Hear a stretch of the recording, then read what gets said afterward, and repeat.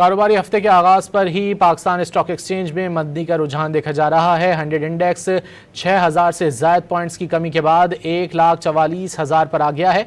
मजीद जानेंगे don news के नुमाइंदे शफी बलोच से। शफी बताइए।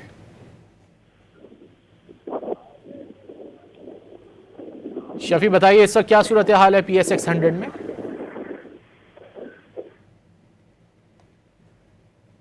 गालिबन हमारा राब्ता मुनक़ता हो गया है। कारोबारी हफ्ते का आज पहला रोज़ है और पाकिस्तान स्टॉक एक्सचेंज में मंदी का रुझान देखा जा रहा है।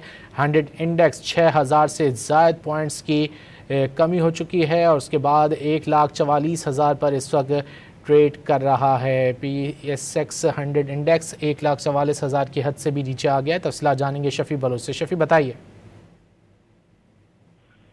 जी, पाकिस्तान स्टॉक एक्सचेंज में कारोबारी हफ्ते के पहले रोज जो वो शदीद मंदी देखी जा रही है और सेलिंग प्रेशर उसके अलावा खत्ते में जारी कशीदगी की वजह से मुख्तलिफ सेक्टर्स में जो है वो जो एक जो पेशरफ सामने आ रही थी, जो सरगर्मी थी, वो आज जो है मुतासर होती नजर आ रही है और अब तकरीबन 62 सेक्टर्स में जो सरमायाकारी का जो रुझान है उसमें काफी कमी आई है।